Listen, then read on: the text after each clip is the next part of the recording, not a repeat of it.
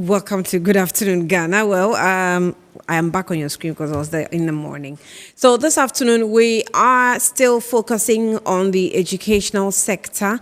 And within the next 1 hour, we are still going to be probing one of the issues that I picked on Good Morning Ghana earlier today, and that had to do with the Ghana school situation where students were sleeping in a room supposedly converted from a washroom into a sleeping room or a bedding place. And that's where the students have their items and that's where they lay their heads and all that. Has been quite a disturbing video since it came out last week. And this afternoon we had the GES released a statement and was trying to explain to the public the action it has taken, since the issue actually got to them. I earlier on had some messages from Kojo Chumba from US, and he says that he was referring to some of the guests that was on the show or that were on the show. So he says that there's another side to really this pathetic picture of children sleeping in toilets and in the secondary schools. You can safely assume that those toilets aren't in use anymore in its original intended purpose. So you know where I'm heading, and where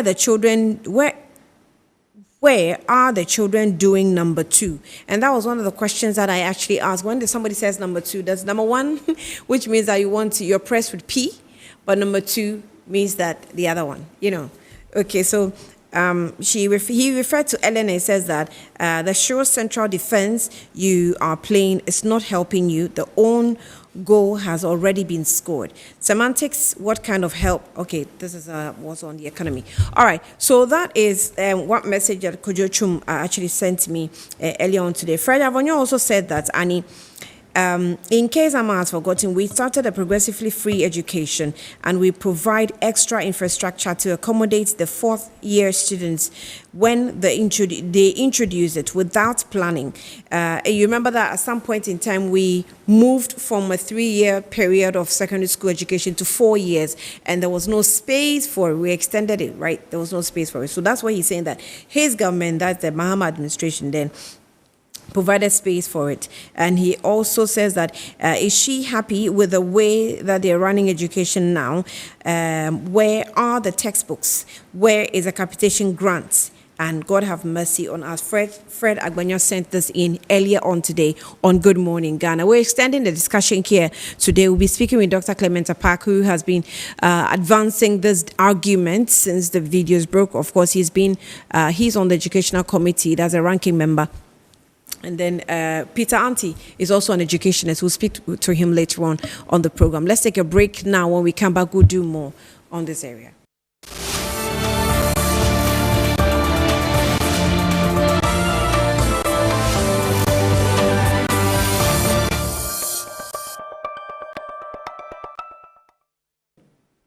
You're welcome back now. Let's go back to one morning interview I had. So in the course of having the discussion, a worried retired educationist called into the studio, and he is in the person of Mohammed Sadiq.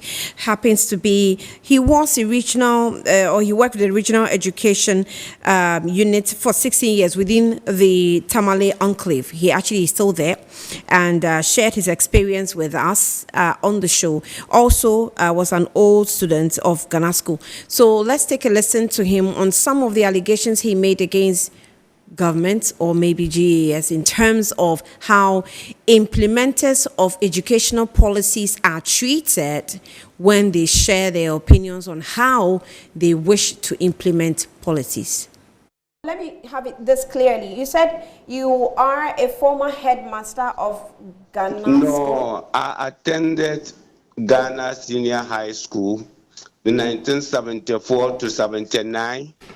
And after that, I was sent to regional education. I worked in regional education, Northern region, for 16 years.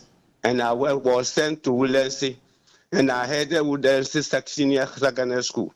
And I want to make it clear that when we were there, that is the Pema household, the Pema house in Ghana Secondary School.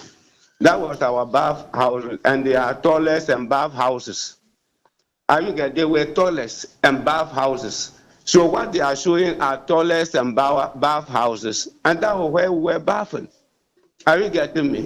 Now the main problem that you are seeing is no headmaster has got the power and ability to provide accommodation for students. And when you are given, when as a headmaster, when you ask for 500, the government will give, GDA will give you 750. And you cannot, as a headmaster, you cannot say you won't enroll them. These are the issues. Meanwhile, the house, the accommodation it has not been improved. So what do you want the head teacher and the senior headmaster to do? You can't do anything about that. So what we are saying is that, and then you know, even the former president was our teacher. Are you getting me? So these are some of the issues. Which former president are you talking about? President Mahama. He attended Ghana school and then came back, and then they were handling essay classes. And our headmaster was Alazi B.A. Fusheni, the late Alazi B.A. Fusheni. Right. And then Alazi Badamosi was also heading Tamale Secondary School. Are you getting me? Right. So these are the issues. So, and the main problem is that we were depending on the PTAs. This government almost dissolved. They have dissolved, I can say that. They have dissolved all PTAs, which used to help headmasters to enable them provide certain facilities for the schools. Now they don't do. In my former school, PTA, we built the dining hall in Woodlands Senior High School. And we even established electricity and student accommodation with the help of the Nanumba Sab District Assembly. And now you say that nobody should participate. What do you want the headmasters to do? So these are wrong victims. So for me, I call on the Ghana National Association and NAGRAT and other, even TUC, they should stand up and then allow the government to know that it's not the fault of the headmaster and not the fault of the senior housemaster. What do you want them to do? And you say they must take up all of them. So you say that if you provide your accommodation data, government decides to give you more than what you can accommodate, and you cannot do anything about it. Should government give you more students? Yeah, what we are saying, you cannot do anything. Enrollment now, the placement, no headmaster can turn down enrollment placement. You have no power. Why? So now I can say that headmaster doesn't enroll. When you turn down, what will happen? Oh, you'll be removed. I'm telling you, you go to any secondary school and ask. You go to any secondary school and ask any teacher whether you want information. No teacher can give you information because of the fear that the person will be removed. And that is the situation we are facing in GES. And GES, we don't use force. And when we are in GES, when we are implementing policy like the free HSS, we were enjoying free education in the northern regions. But this wasn't the way we handled it. You have the right to write situational challenges, and now you can't write. When you write, they will come on you, and you either used to go on transfer or used to go and teach under your junior. Is that not punishment?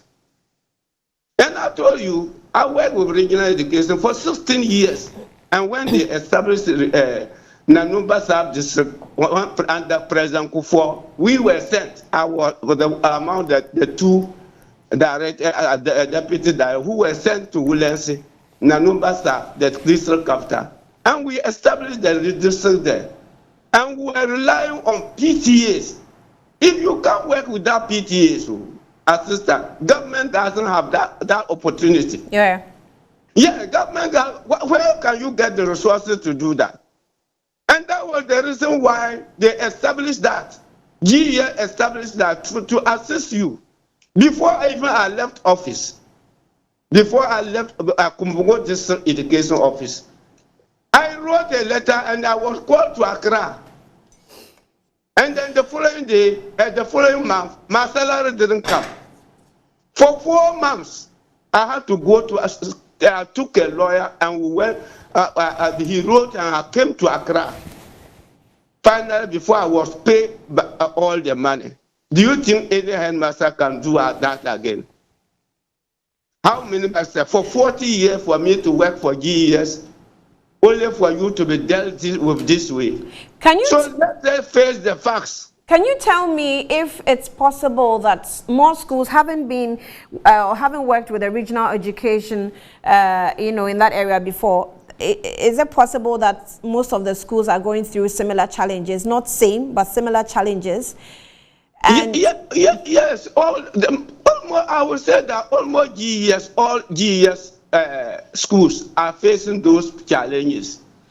They are facing those challenges, and we are saying that give the professionals free. We are the implementers, so do your policy and give it to us, and we will implement your policy. And that's where you can achieve. So, and we educationists, do all of this, what is happening? Look, I won't be surprised. Go to the other regions. You get similar things there, not only Ghana Secondary School. And the problem is that we have it as educationists. We have it that when politics dominates education, education is bound to die a natural death. Because non-professional in education make and take educational decisions. And that's where the education will collapse. And with the program they have introduced, we don't do cut off. We do phase out. So when you come to GEA, when we're going to specialists, we phase them out. A4 year, we phase them out. How can a government just say that I've cancelled the new syllabus, I've cancelled all the old textbooks? Education, we don't do that. We phase out. We phase out systems. So that you first year, second year, you continue equipping the system up to the last stage. And that's how we phase out the school. We phase out the specialists. We phase out the A4 year and so on. And now we are now on diploma and degree holders. You don't cut off. When they cut off, they did cut off the thing. You realize that for over 3 years, teachers were teaching without textbooks. Students were studying without textbooks. And this year, those who have written, they haven't received any textbooks from their first year in JHS up to their final year in JHS. They haven't received any textbooks. And one of my friends, one doctor from the University for Development Studies, he brought his children, one who went to the school. They said they cannot prescribe a textbook for them. And they haven't printed books. So what do you want? And when they prescribe some books, they could have asked them to use the old books. But their fear is that they will punish them for doing that until they should all wait. So how can you write your Form 1 to Form 3? You will write exams, and you are going to write exam without a textbook. You just imagine. Without a textbook. If you don't have textbook, how can you learn? If you don't have, and I'm telling you, when I was in Kumbungo District, for my 4.5 years, no single textbooks have been supplied to the whole Kumbungo District. No textbook. And when you go for, I went for promotion to promote teachers, supervise teachers for promotion. Every day, 5 days, every day I will fill my motorbike with 20 Ghana. In the end, 5 days, and I was to go to Dalong, you know Dalong area, Nawuni area, and you go to Vao area, several miles for 5 days. Then when we finished the program, this government gave each one of us 20 Ghana cedis. That was what I used to, and then went on retirement. 20 Ghana cedis for your 5-day fuel. So if you don't see supervision, you say that you don't have supervisor. What do you think will happen? Who is the cause? 20 Ghana. So multiply my fuel 20 times 5 days. Not to buy only fuel, only petrol. Not to talk of engine oil. This out there. And the government gave me 20 Ghana, GES, for the 5 days. Do you think if you ask officers to go, they will do? The school feeding, you show it.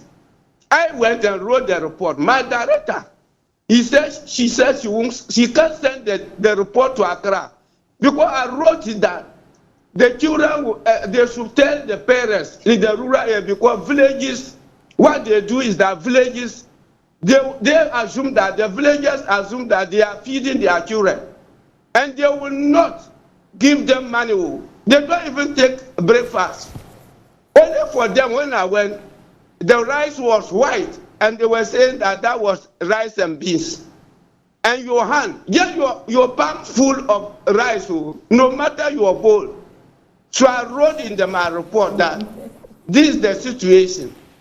And the situation is that they should better close down that system and allow the parents to, or else the children will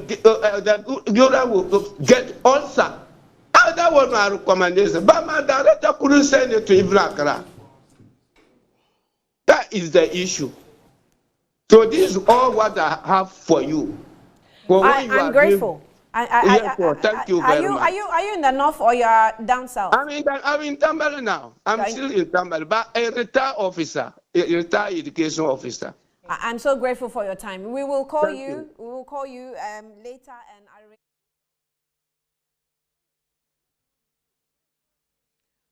Welcome back. So that was an earlier interview that I had with Mohammed Siddiq, a retired educationist, but was rendering his services to government. He touched on quite a couple of issues. He brought in the school feeding, he brought in accommodation, he brought in challenges that, headmasters cannot talk about, and how expertise or experts or educationists are not allowed to do the implementations of policies churned out by government. Well, Peter Antipati has joined me of the University of Cape Coast, and of course, he's a doctor, PhD.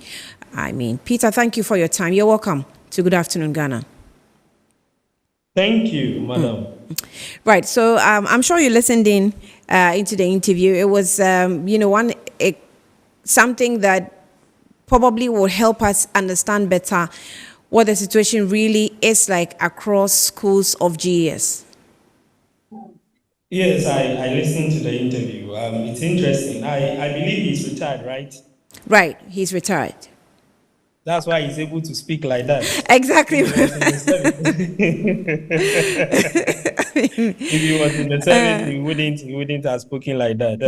Yeah, it's sad that we keep on having this issue, because you see, education is about the people.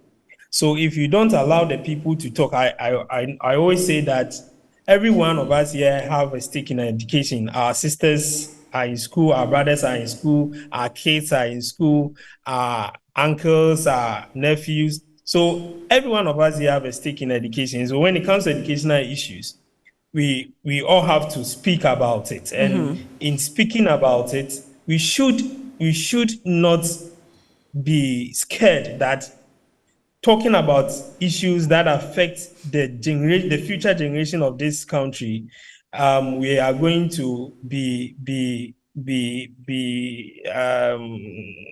punished or anything of that sort.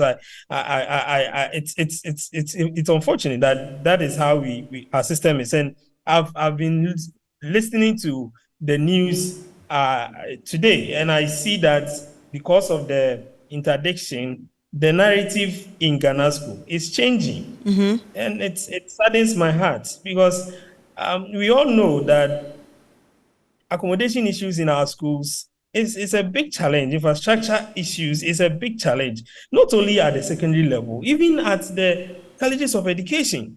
The colleges of education are facing serious infrastructure challenges. Right, at the tertiary level, right.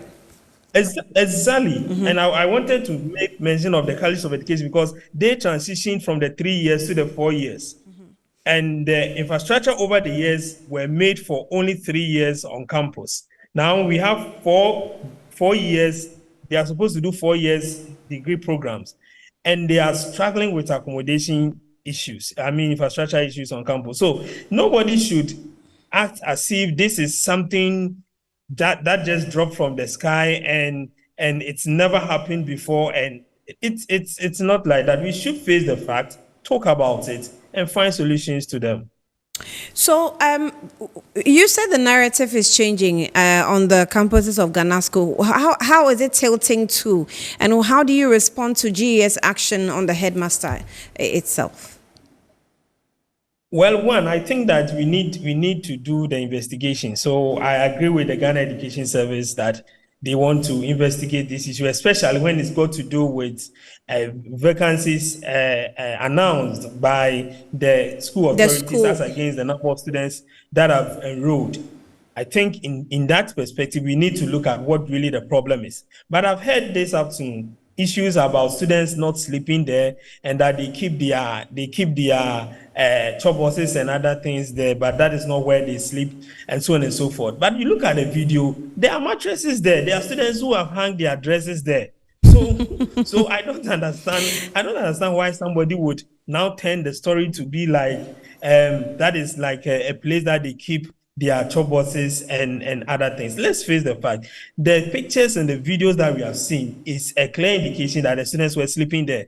The reason why they were sleeping there, we do not know. And I think that is what the investigations will unravel. But it is clear that is where the students were sleeping. It could be that the students' own practice. You know, these adolescents at this stage, they want to get a place to hide. Those times we used to call them bunkers or something like bunkers, that. Right. They want to get a place to hide, and then it could be that the students genuinely do not have a place to sleep. It could be that some of the students decided that the room is choked, and therefore they want to move to places where they can freely express themselves. These are all possibilities, but we should not change the narrative to let it look like this is something that is new and strange to us. And we have seen videos of students lying on the floor, lying on their various chop boxes and trunks. We have seen all those pictures before, and now we want to act as if this is something that is unheard of. No, it's not like that. I think that we need to be very open and frank when they are discussing some of these educational issues, because this whole school environment has an effect on the students' performance and the students' total development. And you see the danger in this, where these students may have been exposed to this style or type of or kind of living, and they actually think it's normal, which is why they now have come out to tell you that, oh, we're just keeping our chop boxes there and it's okay with them. That is the effect that we should now see that is having, or the education, yes, we are provided for the students on their minds. Yes. So at the end of the day, the students have been exposed to this kind of environment. They get used to it, and it becomes part and parcel of their living. And that should not be the case, because it affects their total psychological makeup. And no child should be allowed to sleep in such places. Again, it's also a big indictment on the senior housemaster. I've said this afternoon, that it should never happen that a senior housemaster would not know where students sleep in the dormitory. It shouldn't happen. That is his work. We can talk about the allowances that they give them. They are not paying them well. All those things are there. We can talk about that. But it should never happen that the senior housemaster of a school will not know, because that's another narrative that we are hearing, that the headmaster and the senior housemasters are not aware that the students are even sleeping at these places. I can excuse the headmaster because, of course, he will not know everything in terms of if the school is very big like Ghana school, he will not know. But the senior housemaster visits the houses every now and then. They do inspection. We've all gone to boarding schools in Ghana before. We know what their work is. They are supposed to know where students are sleeping.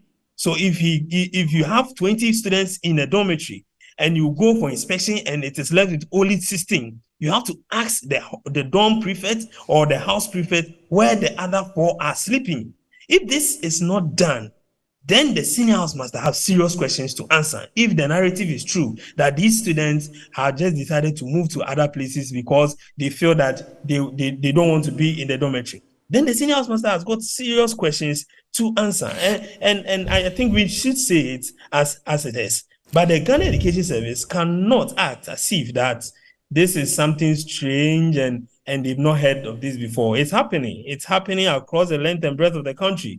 And the earlier we sit up and find ways and means to address these infrastructure challenges in our schools, the better it will be for our education system. But you know, when we spoke with Mohammed Sadiq, he confirmed all the way in 79 down to the 80s, 90s, now in the 2000s, we still have infrastructure challenges, which he also confirmed that he is an old student in that school, having former President John Dramani Mahama teach them before. And so he exposed, the issue, saying that this indeed they have that infrastructure challenge, and confirmed that that room where we saw the students, are washrooms, as we have actually termed them, washrooms, which has been converted. And so we cannot deny that this is not a problem, or it has not been a long-lasting problem.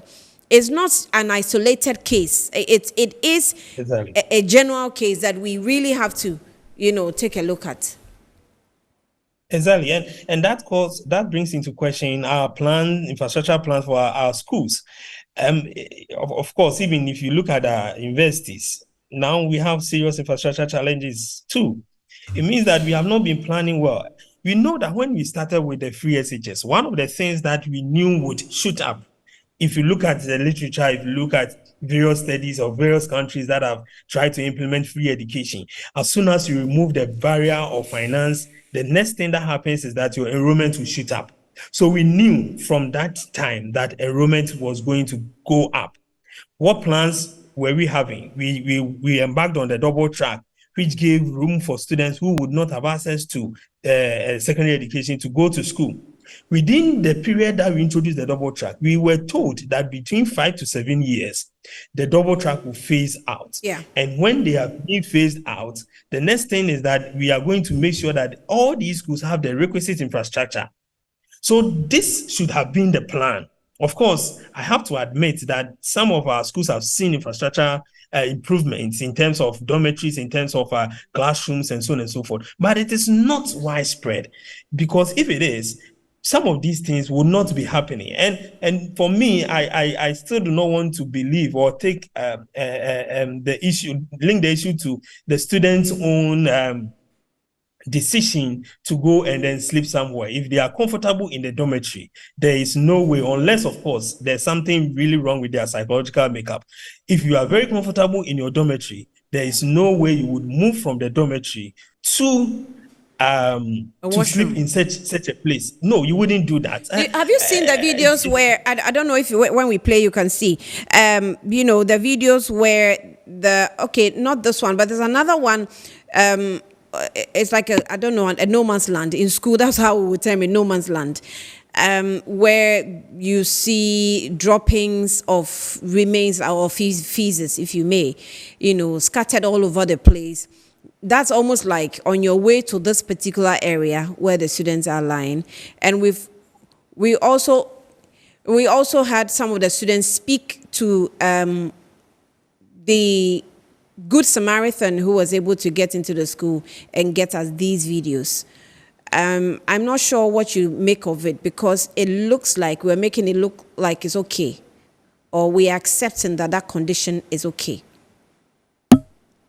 Yes, I'm told that the rationale behind these videos was that the person wanted to talk about sanitation in the school.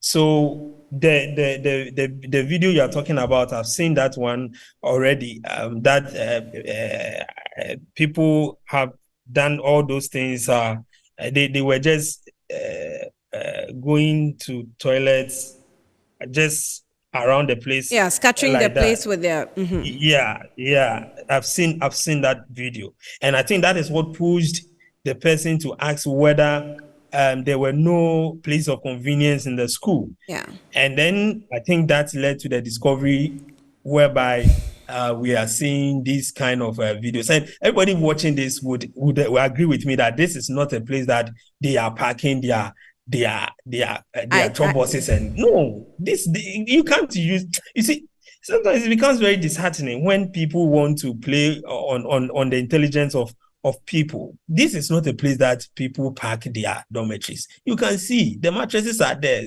Their clothes are hung there. It's like somebody's cubicle. Okay, it's like somebody's cubicle, and we need to say it as it is. I don't know the state of the number of place of convenience in the school, and I think that is also one of the things that we need to look at. But let me make this point also. You see, every year the Ministry of Education collects data on all infrastructure in all schools in Ghana. That is the data we call EMIS. Now, sitting in Accra, they can tell the number of places of convenience in Ghana school. They can tell the number of urinals in Ghana school. They can tell the number of desks in Ghana school. All those things, those data, or that data is collected every year. I want to ask, what do we use that data for? Because I wanted to ask you, if we do proper, you being in the educational sector or the education sector, you can tell me if we monitor when the data is provided. Do we have maybe the education committee in parliament following up and checking that, okay, this data that is provided is true, or maybe the Ministry of Education itself will do that? Who is in charge? Who is watching all these things before they even post? Because Sadiq also told us that sometimes when headmasters or schools provide data, government decides to post more than the school can accommodate, and headmasters cannot complain. You complain, you're sacked. Yes, and yesterday I got informed about another side of this, that there are certain situations whereby the headmasters would want to get more students, because if they don't do that, the workload of the teachers on campus, in the school, would reduce. And if care is not taken, some of the teachers will be redundant. So the headmasters sometimes take some of these measures to ensure that every teacher has got the needed workload and is teaching. For example, if you have, let's say, 6 social studies teachers in your school who are supposed to handle first year, and the number of students posted to your school for first year, let's say you have about only 2 classes, it means that 4 of your social studies teachers might not be able to teach for that particular year. And that is the reason I was given by one headmaster when we were discussing some of this. But what you are saying is true. There should be people supervising some of these things. I don't know how that is done, but I know that data is sent to Accra on the state of infrastructure in the schools. In fact, the headmasters declare vacancies, and then the students are posted there. I know that it is sometimes the duty of the free SHS coordinator in the district to verify the numbers that have been given by the headmaster to ensure that it really reflects the situation on the ground.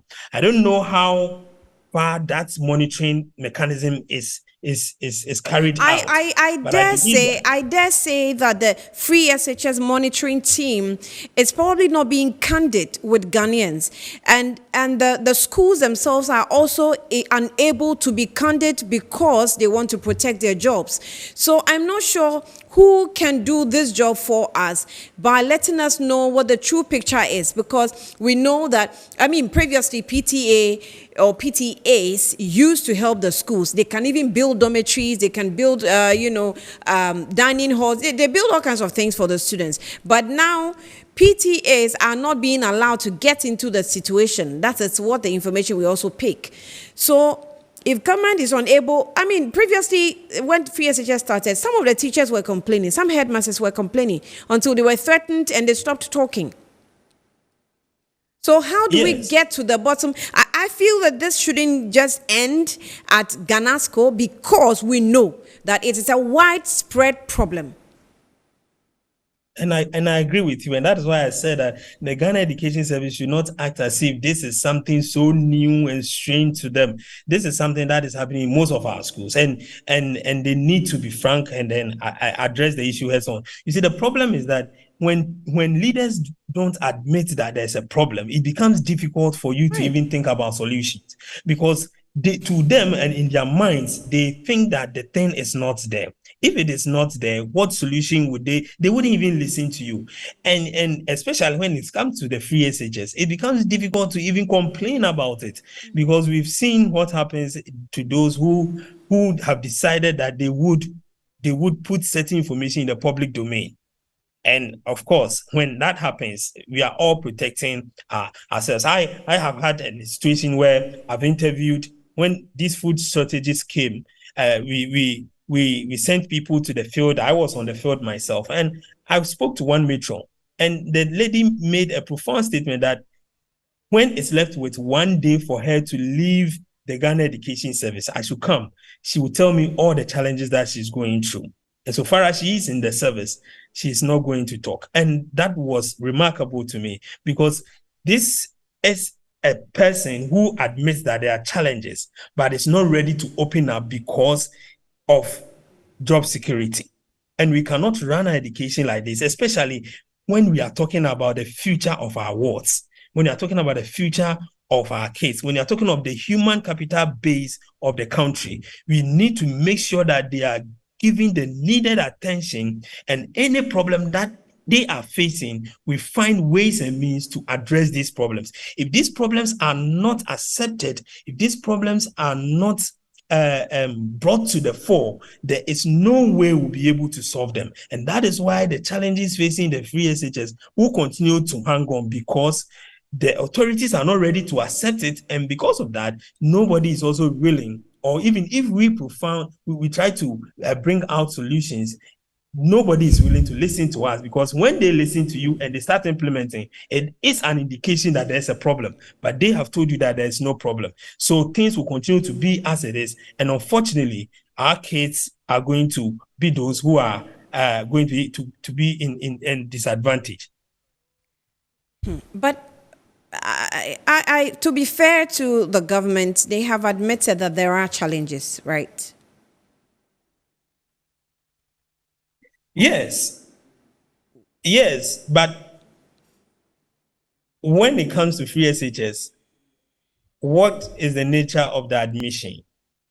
I actually wanted to follow up by asking, maybe in your estimation and by your interactions with them, have they told you the nature of the challenge they admit? Because maybe the challenge the public is seeing is different from the challenge they are, also identifying. We think that the basic problem of free SHS is funding. You see, and let me make this analogy to you. When you have one source of funding, this free SHS is funded solely from the government coffers. Now, we have a situation whereby this year, and in the government coffers, we have two sources: the oil revenue, what we call the ABFA, and then we have that one, the consolidated fund. Now, this year, for example, over the years, there's been like 50-50, 50 from the oil, 50 from government coffers. This year, all the funding that went into free SHS came from the oil revenue. It tells you that government is cash strapped. There's no money. And it is true. We know what is happening in the system. And that is why some of us, we keep saying that if you want to keep the program, of course, a very brilliant policy, you need to also think about sustainability. You don't put up a program when you don't know how you sustain the program. So how do you sustain the program? You make sure that you don't put all your eggs in one basket. You make sure that you try to diversify your sources of income for the policy. And if you have a situation whereby all the monies that you have, you use to finance the policy coming from one source, when there's a problem with that source, it becomes difficult for you to run the policy. So what do? You need to get another avenue. And that is where we are saying that there should be another way that money will come into financing free SHS. And the popular position is allow parents who can pay to pay. That's the popular position. So you have, let's say you have 70% coming from government and 30% coming from another source, could be parents who are paying. When the government is having challenges with its money, which is the 70%, at least you have some 30 coming in, which can be used to support things, whereas the government continues to look for money to run the policy. And that is sustainability for you. In our current model of funding the policy, that is not the situation. So anytime government is cash-strapped, it means that the policy would have to face challenges. And that is where you see problems with feeding, and that is where you see problems with infrastructure, accommodation, and all those things, textbooks and everything that people will start complaining about, because the source of funding of the policy is already or is also going through challenges. And that is the basic problem of the policy. When we're able to address this, everything about education is funding, is finance. So when you know where the money is coming from and you are able to gather it and then push into the system, things move smoothly. But when you have challenges with where the money is coming from, things will delay. So feeding will not get to the school on time. Some of the desks will delay, textbooks will not go, and because you are not having any other source of funding except the source that you have to keep giving excuses and pretend that you have not seen and all that.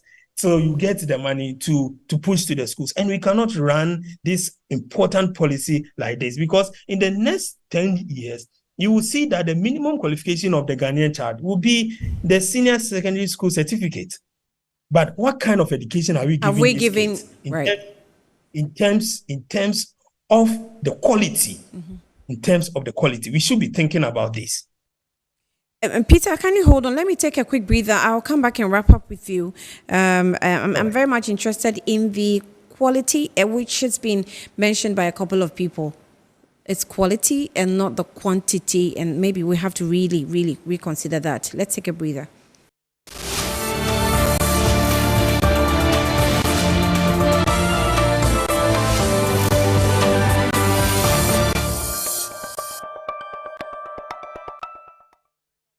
Welcome back to Good Afternoon Ghana, and Peter Antipati, doctor, for that matter, is with me. Peter, thank you for staying. You're welcome back. Right. So in wrapping up, what do we have to do going forward? It's a general problem, both basic. We didn't get the chance to talk about the feeding situation. We also have the book situation, which you mentioned in your latter submission.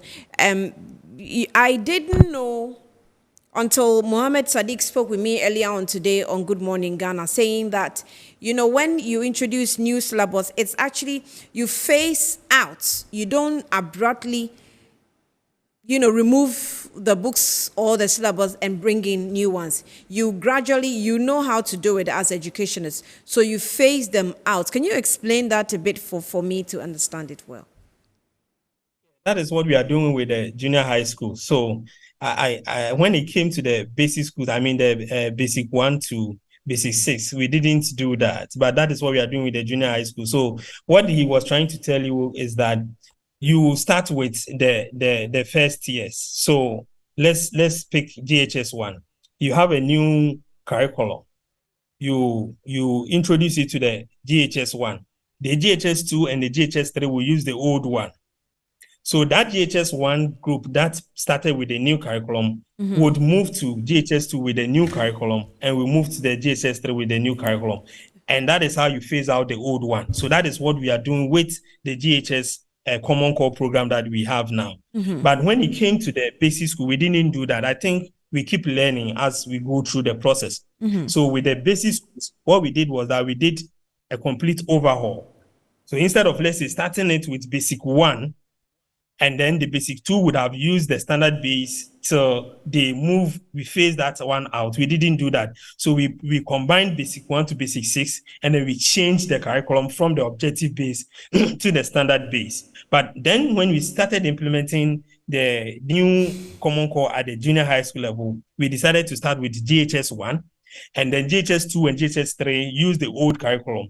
Then the GHS1 moved to GHS2 with the new, and then they will move to GHS3 with the new. So that is the phasing out that he's talking about. And that is how it's done everywhere. If you're introducing a new program, you make sure that you start from a new batch, and then that new batch moves with it till they complete. And whilst they move, the old would be phased out gradually. And this time we didn't do it with the basic schools. Yes, we didn't do that with the basic school. So the problems with textbooks and other things. So what's the effect? Yeah, for the textbooks, I mean, with the basic schools, it's clear. I've said that it has widened the gap of inequality, because those kids in the private schools have textbooks. They have textbooks. The only problem is that in the public schools, it is the duty of government to supply the textbooks.